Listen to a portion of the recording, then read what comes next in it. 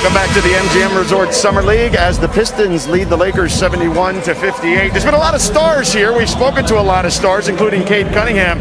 But the selfie star of the night is this young man here, Josh Boyman, 11-year-old Josh Boyman. Now, he was able to get LeBron on his way out to take a selfie. Now, what did you do to get LeBron to take the selfie with you? I just screamed his name. I kind of have experience with LeBron. I've been turned down for an autograph and a selfie like 3 times already, and I just wanted to get it over with, and luckily it happened. Now, when you finally got the selfie and he threw up his hands and he got in the picture with you, what did you feel like? We saw you jumping around. I don't really know. I was just screaming. I was so happy for it to finally have happened. Yeah. And how long will this happiness continue for you? Probably the rest of my life. I mean, at least a year. All right. I love it. And he signed Maddie's hat back there behind me. Show us your hat real quick. There he is. He signed that. So here we go. He signed this hat here too. So LeBron was doing work with the kids. They say True Daddy loves the kids, Mark Jones, but so does LeBron James. Oh, LeBron.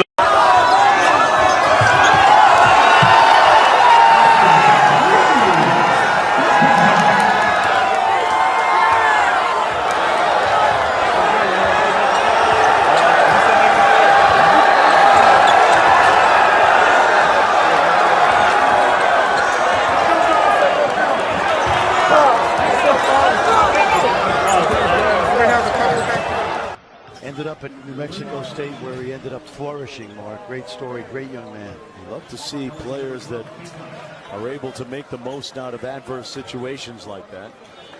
LeBron James, Russell Westbrook, the newest member of the Los Angeles Lakers. You know, I really feel Russell Westbrook, the 2000.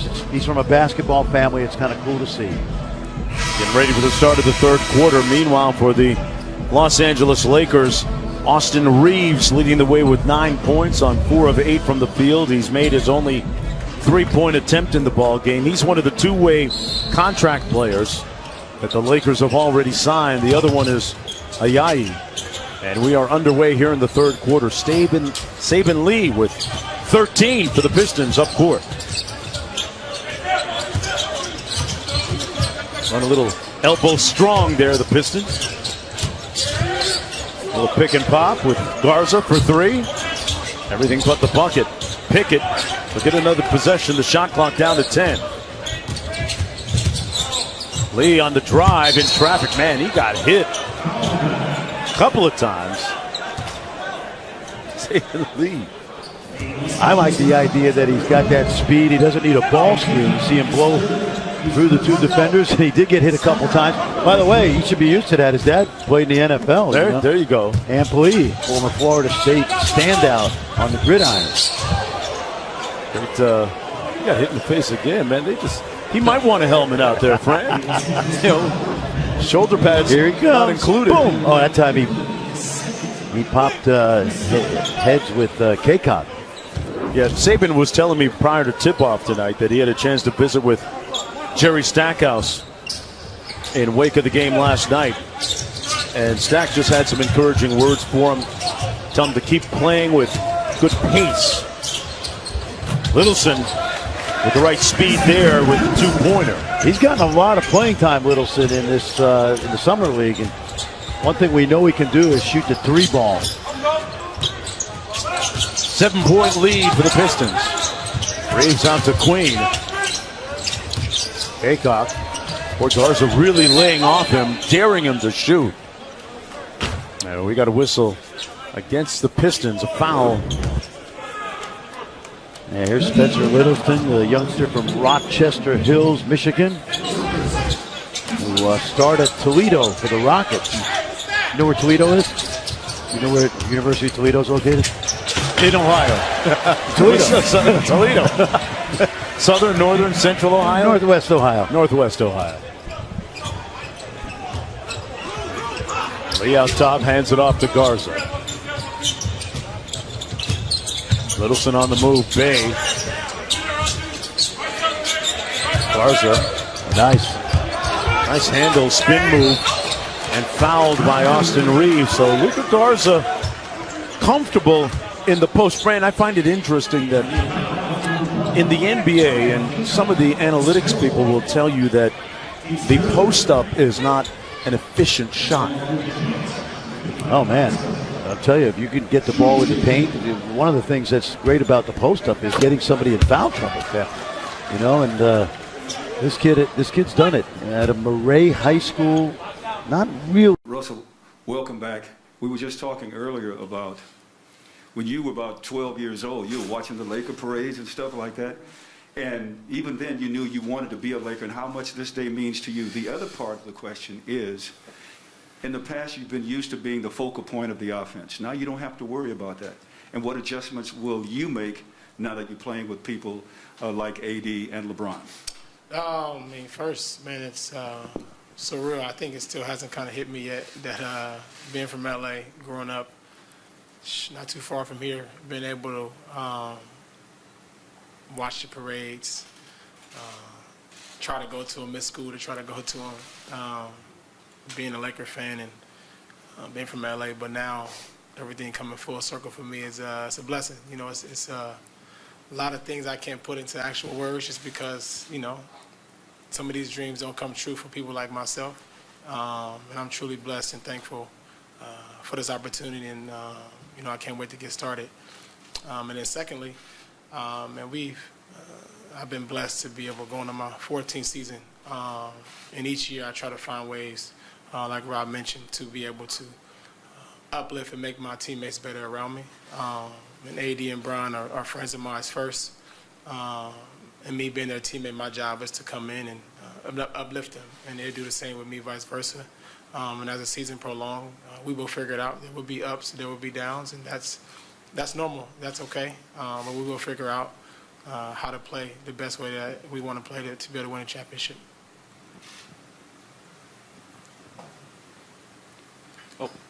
Kyle Goon, Orange County Register. Russ, I was just wondering what it was like kind of talking to LeBron and AD, sort of getting a comfort level that you guys could kind of work a chemistry and a fit on and off the court. What were those conversations like, and how did you get comfortable with the idea that you guys could all play together? I mean, honestly, you know, this stuff happened so quickly. This happened so fast, you know, in the last week or 2 weeks or so. But we've had brief conversations and talked about, obviously, what we need to do and how we need to do that. And we'll address that as training camp and as the season comes along, and we'll figure it out. Brad Turner, LA Times. Russ, when you went through this process, how draining was it? How tiring was it? And how happy was your family that you got back home to LA? I mean, it was, you know, anytime a situation like this comes about or an opportunity presents itself, it can be stressful, it can be a lot of emotions, but ultimately the biggest thing for me is being in this league when you know teams that actually want you and actually want you to be a place. To me, that means more than anything else. And at that point, it's my job to be able to make sure that I come and do what I'm supposed to do, and that's to come and compete and make sure that we have a chance to compete for a championship. And yes, my family was very, very happy. Hey, Russ, welcome back to LA. When you look at the way the league is kind of shaping up right now, where do you see this team stacking up with some of these other contenders, and how meaningful is it for you to be back in a situation where you can say at the start of the year that the goal is to win a championship, and that's potentially attainable with this group? Yeah, man, to be honest, my mindset is I never really worry about no other team, you know, to be honest. I only can control what's in our locker room and how we able to compete and go out, and I put our team up against anybody, and that's just kind of how my mindset is, and that's where I stand with that.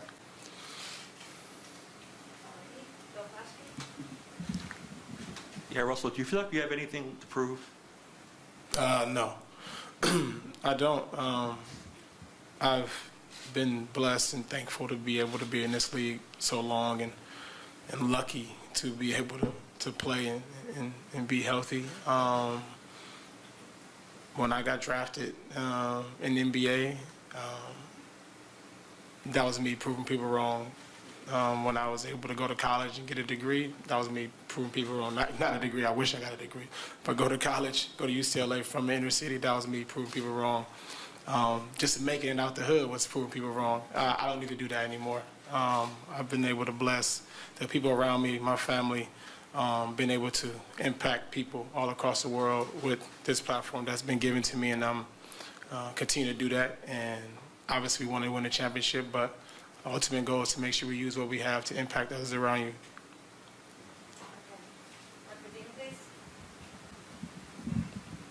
Hi, Russell. Mark Medina here, USA Today. Congratulations. Good Thank to you. see you. How do you initially envision how you and LeBron will share ball handling and playmaking duties?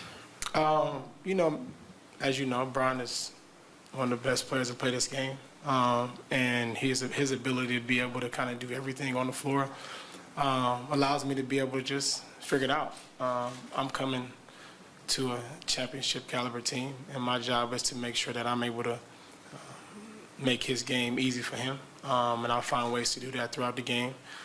As it pertains to ball handling and all that, it really doesn't matter. There's many different ways you can impact the game without having the ball in your hands, and I've been able to do that for many years, and I will figure it out. Hey Russ, I know you grew up in LA watching the Lakers, going to parades and stuff. You also had a really close relationship with Kobe Bryant.